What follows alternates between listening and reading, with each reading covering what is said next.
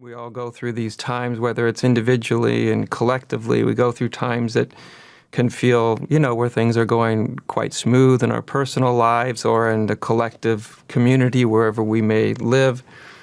And then we go through these times that seem much more turbulent, and it's sort of easy to lose your equilibrium. It can be easy to lose your connection with that inner resource of peace and love and clarity as well. And in Zen, we would almost probably call it a kind of koan. A koan is sort of a life question. It's a question that doesn't lend itself to easy answers, to cliche answers.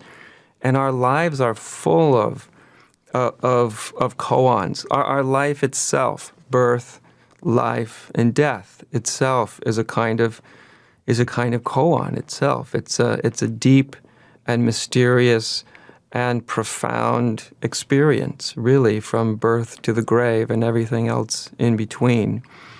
And I think also that we have these momentary koans. I think of them almost as situational koans, situational, deep and profound questions that don't lend themselves to cliche or overly simplified answers, And part of the koan, or a deep question, deep inquiry for anybody that's engaged in deep spiritual life and that really values their deep spiritual life, is how does responding to that inner call and that inner yearning for peace or harmony or clarity, or it could be enlightenment and awakening. There's lots of ways to probably describe what you yourself yearn for, and not only what you yearn for, but also there's this other quality of. It's hard for me to really define this really well, but it's almost this quality of.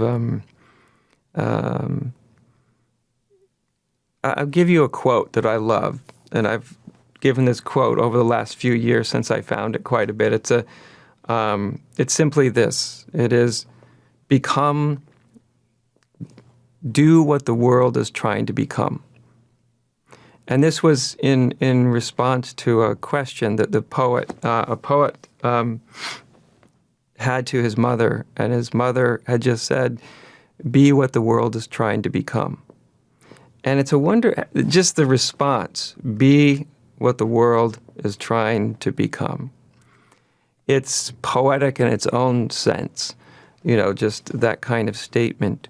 And you can look at it in a big sense, what should I be doing with my life? Those kind of questions.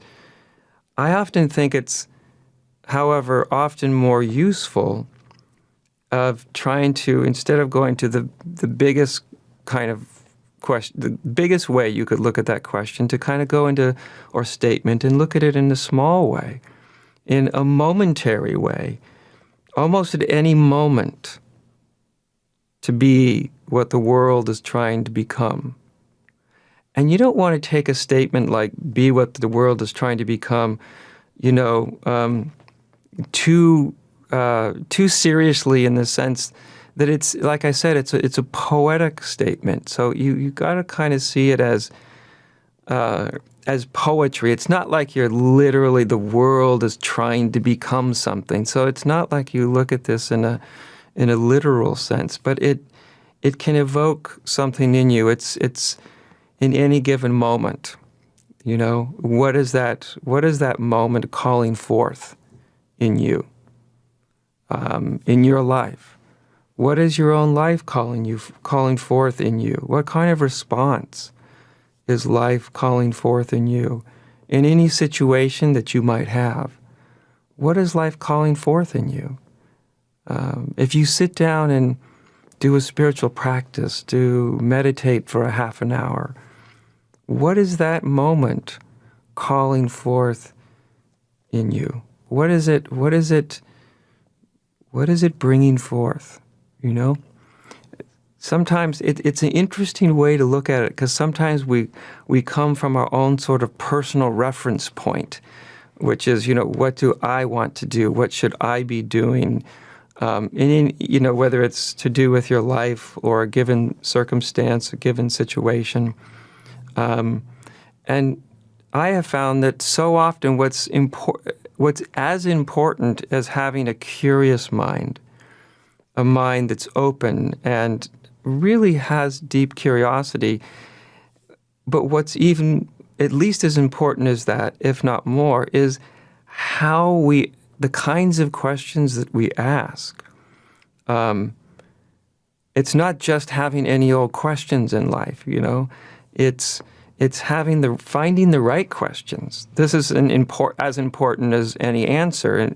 In many respects, finding the right question is more important than an answer. If we think of answers in the sense of something we're going to receive that has some sort of final stamp of authority that we can hold on to for the rest of our lives, that's, I think, to misunderstand something very important about life, which is that life is a movement. And because life is a movement, it's always flowing, it's always changing. Something is always coming into existence and falling away from existence.